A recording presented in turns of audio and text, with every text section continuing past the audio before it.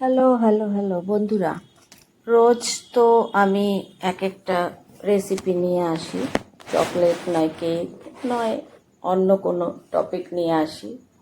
আজকে ভাবলাম তোমাদের সঙ্গে আর এই চকলেট বানানো নিয়ে আর কি বলবো। তো চকলেটটা তৈরি করছি যখন, তখন তোমাদের সঙ্গে একটু শেয়ার না করলেও ভালো লাগে না।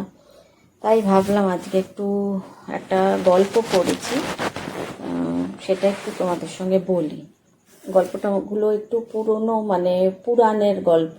আমার বেশ ভালো লাগলো গল্পটা পড়ে, তাই তোমাদেরকে সঙ্গে একটু শেয়ার করি। সেটা হচ্ছে বিন্ধ্য পর্বত আর অগস্ত্য মুনির গল্প। স্কন্দ পুরাণ অনুসারে এই গল্পটা আমরা পাই। বিন্ধ্য পর্বত হচ্ছে খুব বিশাল এবং সুন্দর। সেই নানা বৃক্ষ, ফল, লতা, মণিমাণিক্য ভরা একটি পর্বত। সেই পর্বতকে একদিন দেখতে গেলেন নারদ মুনি। তো পর্বতকে দেখে নারদমুনি ভীষণ খুশি হলেন, কিন্তু বিন্ধুর মনে মনে প্রচণ্ড গর্ব হলো যে তার মতন সুন্দর পর্বত বোধহয় আর পৃথিবীতে নেই। এত সম্পদ আর কোনো পর্বতের নেই।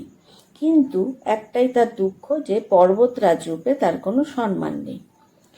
তো প্রথম নারদমুনির পদধূলি সেই পর্বতের উপর পড়াতে বিন্ধু প্রচণ্ড খুশি হলো এবং নিজেকে একটা দেবতার সমকক্ষ মনে করতে লাগলো। সে তো আসন পেতে দিল নারদমুনিকে এবং নানা রকম অর্ঘ্য দিয়ে পুজো করলো এবং বলল যে আমার পরম সৌভাগ্য যে আপনার পদধূলি এখানে পড়লো।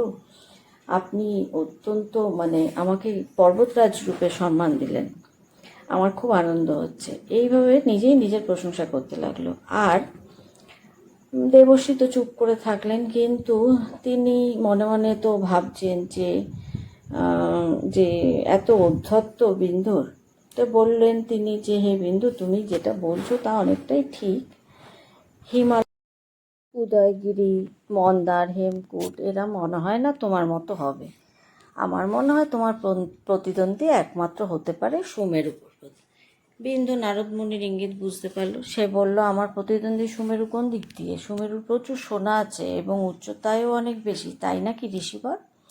নারদ মুনি কোনো উত্তর না দিয়ে চলে গেলেন। দেবশ্রীর কথা শুনে বিন্দুর তো মাথা ঘুরে গেল। বলল, সুমেরু আবার আমার প্রতিদ্বন্দ্বী? তা সত্য সহ্য করা যায় না। সুমেরুকে সরিয়ে আমাকে তো শ্রেষ্ঠ হতেই হবে। এবার চিন্তা করতে লাগলো। অনেক ভেবে সে পৃথিবীর যত পর্বত আছে সবার থেকে মাথা উঁচু করে দাঁড়ানোর জন্য সে মাথা উঁচু করে একদম উঁচু হতে লাগলো, যাতে এতে সূর্যের গতিপথ বন্ধ হয়ে যাবে। তো যেমন চিন্তা করলো সেরকমই কাজ করলো। মাথা উঁচু করে দাঁড়ালো এবং তার মাথা একেবারে আকাশে গিয়ে ঠেকলো। সূর্য তো প্রতিদিন পূর্ব দিকে ওঠে আর সন্ধ্যার সময় পশ্চিম দিকে অস্ত যায়। তার কাজ হলো প্রতিদিন একবার সুমেরু পর্বতকে পরিক্রমা করা।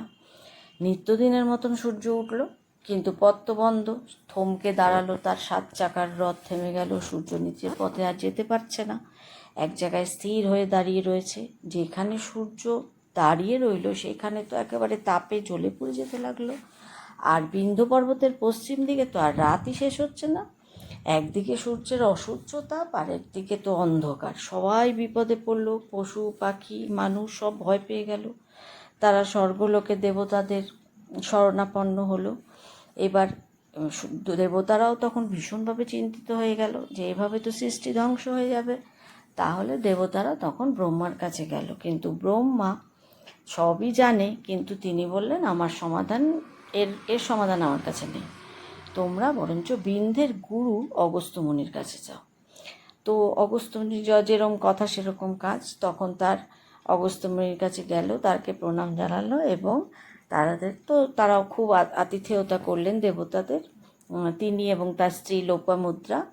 তো অগস্ত্য মুনির আশ্রমে কাশীতে, সেখান থেকে অগস্ত্য মুনির ছেড়ে যাওয়ার কোনো ইচ্ছা ছিল না, কিন্তু দেবতারা এত অনুরোধ করছে যে বাধ্য এসে বিন্ধুর কাছে গেল। এবং বিন্ধু তো তাকে দেখে একেবারে ভয়ে তটস্থ, যে গুরুদেব বোধহয় প্রচণ্ড রাগ করেছে, কিছু একটা হবে। তো তিনি তো একদম মাথা নিচু করে বলল, আমাকে আজ্ঞা করুন এই দাসকে, আমি আপনার জন্য কি করতে পারি। ব্যাস, যেই না মাথা নিচু করেছে বিন্দু প্রণামের জন্য, সঙ্গে সঙ্গে সূর্য তার যাওয়ার পথ পেয়ে 7 ঘোড়া রথ চালিয়ে চলে গেল। পৃথিবীতে আবার সব স্বাভাবিক হয়ে গেল, দিন রাত্রি যেমন তেমন চলতে লাগলো।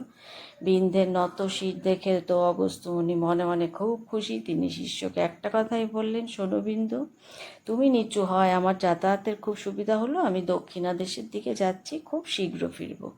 তুমি কিন্তু ততক্ষণ মাথা নত করে থাকবে। ব্যাস, কিছু না বলে মুনি দক্ষিণ দিকে চলে গেল। বিন্দু হাঁপ ছেড়ে বাঁচল যে গুরুদেব তাকে কোনো অভিশাপ টভিশাপ দেয়নি, এটাই বড় কথা। অগস্ত্য মুনি কিন্তু গেল, আর সেখান থেকে ফিরে এলেন না। গুরুর আদেশ অমান্য করার আর সাহসও নেই বিন্দের। সে সেইভাবেই চিরকাল মাথা নিচু করে রইল। পর্বতরা ঝড় বাসনাও তার আর পূরণ হলো না। এইভাবে পৃথিবীও রক্ষা পেল। যাই হোক বন্ধুরা, গল্প করতে করতে করতে আমার সব চকলেটগুলো তোমাদের দেখানো হয়ে গেল। এখানে পান chocolate, dry fruit chocolate, fruits chocolate এবং নানান রকমের পেস্তা, পান